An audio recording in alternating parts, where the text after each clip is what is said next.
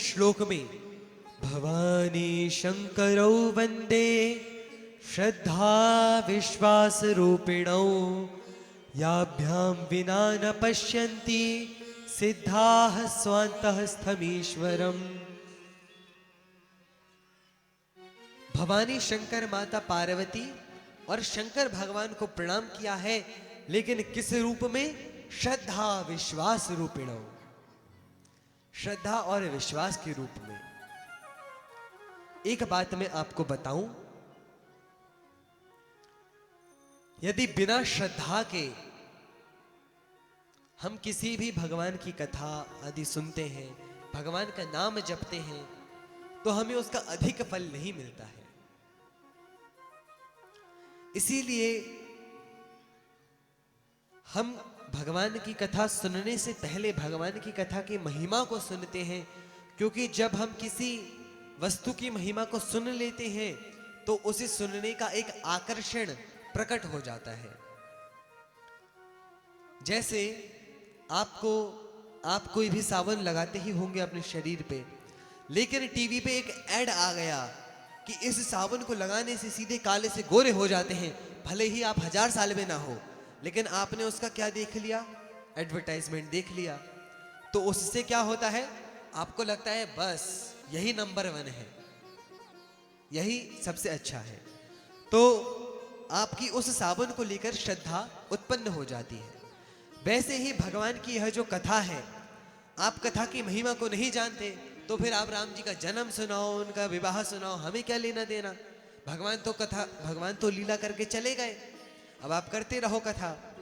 हमें तो टीवी देखने की आदत है, हम बैठे हैं देख रहे हैं, कर लो कथा। लेकिन जब हम महिमा जान लेते हैं तो महिमा जानने के बाद ऐसा नहीं होता है। भगवान की और भगवान की कथा की महिमा जानने के बाद एक आकर्षण प्रकट हो जाता है कि हमारा कल्याण करने के लिए भगवान की कथा समर्थ है, और हम पूरे भाव से भगवान की कथा को सुनते हैं, और उससे हमें लाभ भी होता है, फायदा भी होता है उससे।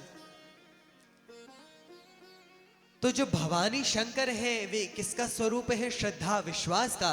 इसीलिए कहा जाता है कि यदि आपको भगवान श्री राम अथवा श्री कृष्ण अथवा श्री गौर हरि की भक्ति चाहिए तो उसके लिए आपको शिव जी की उपासना करनी चाहिए, और शिव जी की कृपा से आपको विष्णु तत्व की भक्ति प्राप्त होती है। बिना भक्तों के, बिना आचार्य के भगवान नहीं मिलते। और शिव जी कौन है? वैष्णवानाम यथा शंभु, सभी वैष्णवों में सर्वश्रेष्ठ वैष्णव हैं शंकर भगवान। तो जो शिव जी हैं वो किसका स्वरूप है? श्रद्धा और विश्वास का। पार्वती शंकर श्रद्धा विश्वास का स्वरूप है, और हम में श्रद्धा और विश्वास आए, इस भावना से हम उन्हें प्रणाम करते हैं। याभ्याम विना न पश्यन्ति सिद्धाः स्वान्तः स्थमीश्वरम, अर्थात जिनकी कृपा के बिना कोई भी व्यक्ति सिद्ध नहीं हो सकता, ऐसे शिव जी को हम प्रणाम करते हैं। अगले श्लोक में भी शिव जी को ही प्रणाम किया है, लेकिन गुरु रूप में, क्योंकि शिव जी जो है वो गुरु तत्व है। कौन है शिव जी? गुरु तत्व। शिव जी गुरु तत्व है, गुरु का स्वरूप है।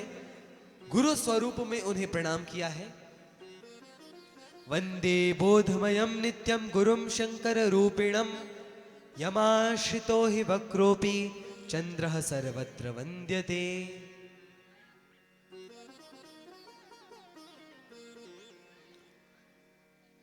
गुरु स्वरूप में शिव जी को प्रणाम किया है। गुरु क्या करते हैं?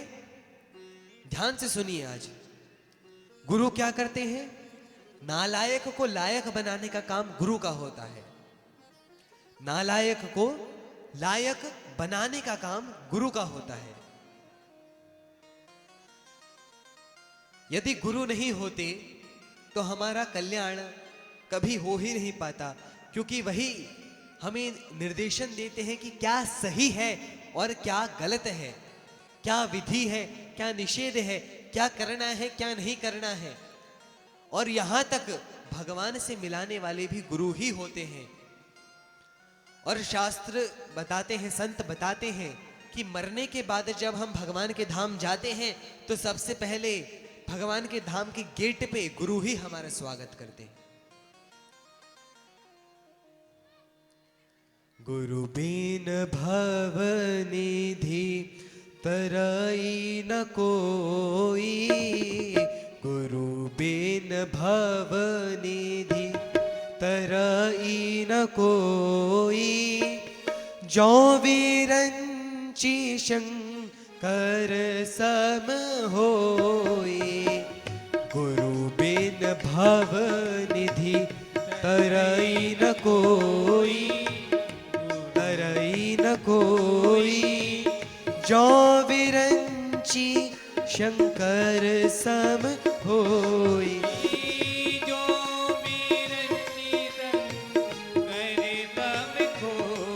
गुरु की कृपा के बिना किसी का कल्याण नहीं होता। यदि कोई शंकर जी या ब्रह्मा जी के समान महान ही क्यों ना हो, विरंची अर्थात ब्रह्मा जी और शिव जी, इनके समान पूजनीय भी भले ही क्यों ना हो, लेकिन बिना गुरु के इस संसार को पार करके भगवान को प्राप्त नहीं कर सकता। इसीलिए कहा है श्री गुरु बिन भव निधि तरई न कोई, तरई न कोई, जो विरंची शंकर सम होई, जो विरंची शंकर सम होई, जो विरंची शंकर सम होई। अब यहां शिव जी की उपमा गुरु से दी है। और शिव जी को क्या कहा है? शिव जी अपने सर पे चंद्रमा धारण करते हैं, और सीधा चंद्रमा नहीं, टेढ़ा चंद्रमा। और सीधे साधे के तो हर स्थान पे सम्मान होता है, लेकिन टेढ़े का कहीं सम्मान नहीं होता। लेकिन शिव जी ने अपने शीश पे टेढ़ा चंद्रमा धारण कर लिया, तो सीधे चंद्रमा से ज्यादा अधिक श्रेष्ठ टेढ़ा चंद्रमा हो गया। क्यों? क्योंकि शिव जी ने उसे धारण किया है, इसीलिए।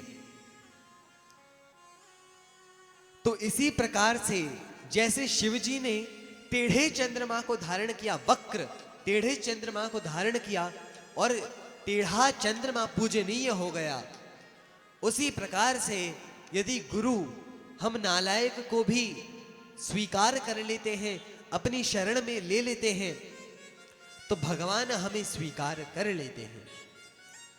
ऐसे